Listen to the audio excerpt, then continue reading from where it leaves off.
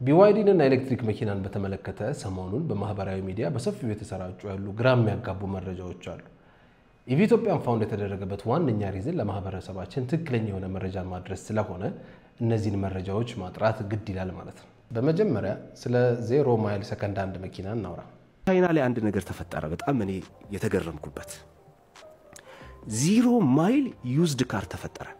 ይሄም አዲስ የተጀመረ ሳይሆን ቻይና ኤክስፖርት ማድረግ ወይም የመኪናን ኤክስፖርት ስትጀምር ለኤክስፖርተሮች በሯን ስትከፍት ያደረጉት ምንድነው ኤክስፖርተሮች መኪናውን ገዝተው ታርጋ ለጥፈው ሰከንድ አንድ በሚል እንዲወጣ ነው ያደረጉት ማለት ነው።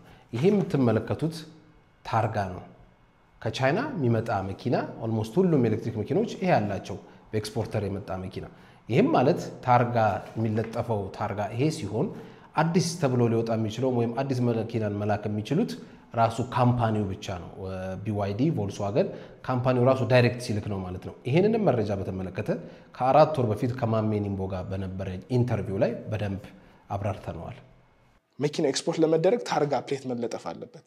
ሰከንድ ስቲል ናው ስቲል ቲል ዲስ ዴይ አዲስ መኪና ብሎ አይደለም ዶክመንት ላይ የሚወጣው ከቻይና ሲወጣ ራሳቸው ያስቀምጡት ዩዝድ ተብሎ እንዲወጣ ነው የሚፈልጉት። አዲስ መኪና እንዲያወጣ ወይም ደግሞ ዶክመንት ላይ ኒው እንዲባል ያደረገላቸው ማኒፋክቸሮቹን ብቻ አድርጓቸዋል። ስለዚህ እኔ እናንተ ኤክስፖርት እንድናደርግ ያንን ዊንዶ ከፈቱልን። ምን ግዙ ታርጋ በስም አድርገህ አውጣ መብትህ ነው ስራ ብቻ አንተ።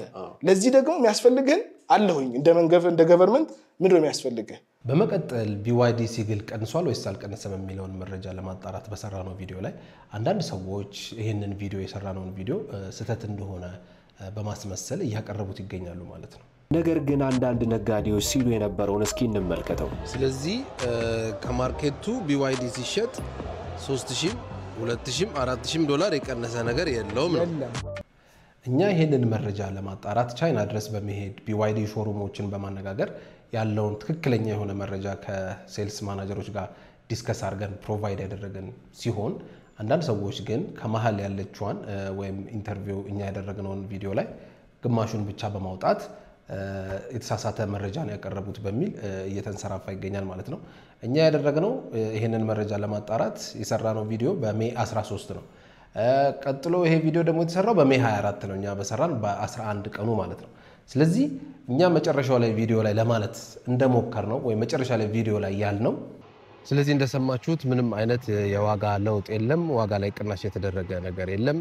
ያለው ድጎማ ከሚደረገው ነገር ውጪ ያም ድጎማ ደግሞ ለኤክስፖርተሮች ሳይሆን ለከተማው ለነዋሪው ነው፣ ለማህበረሰቡ ነዋሪዎች ነው ያለው ድጎማ። አሮጌ መኪናቸውን ቤንዚን መኪናቸውን ሲቀይሩ ወደ ኤሌክትሪክ ሲገቡ የሚደረግ ድጎማ ነው እንጂ ሌላ እየተሸጠበት ያለው BYD ሲግል ዋጋው እስካሁኑ ሰዓት ድረስ ከ9500 ጀምሮ እስከ 11600 ዶላር ድረስ ነው ማለት ነው።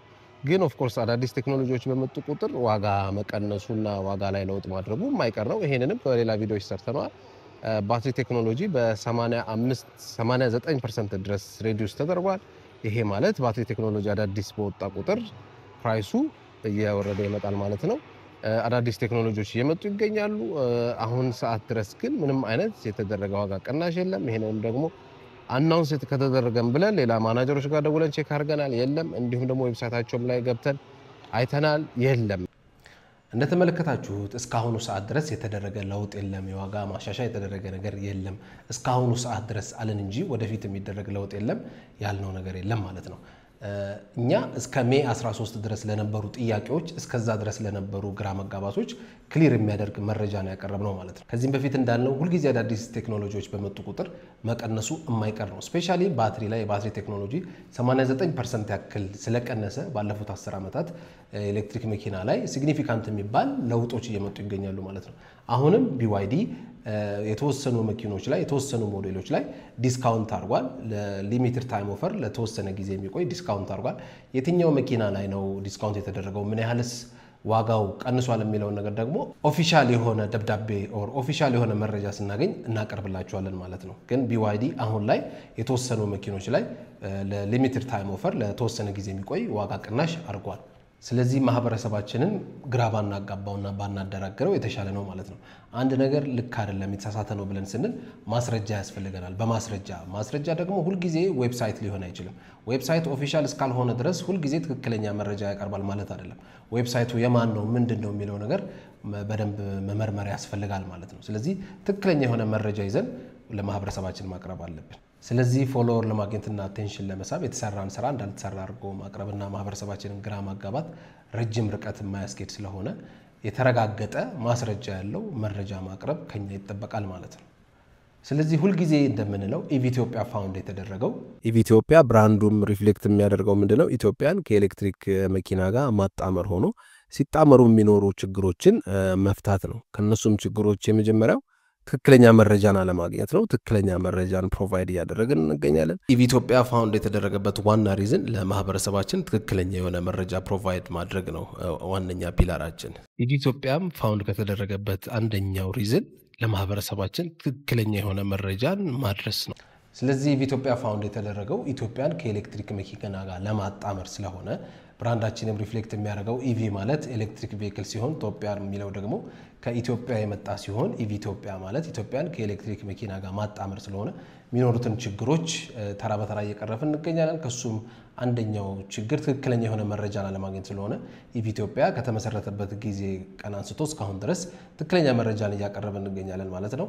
ስለ ኤሌክትሪክ መኪና ማወቅ የምትፈልጉትን የትኛውንም አይነት ነገር ምንም አይነት መረጃ ብትፈልጉ እዚህ ኢቪ ሀባችን ጎተራ ፔፕሲው አጠገብ በሚገኘው ኢቪ ሀባችን በመምጣት ስለ ኤሌክትሪክ መኪና ማወቅ የምትፈልጉትን ነገሮች ማወቅ ትችላላችሁ። እንዲሁም ደግሞ ከስል በመናስቀምጥላችሁ ስልኮች ኤኒቲንግ ማግኘት ትችላላችሁ።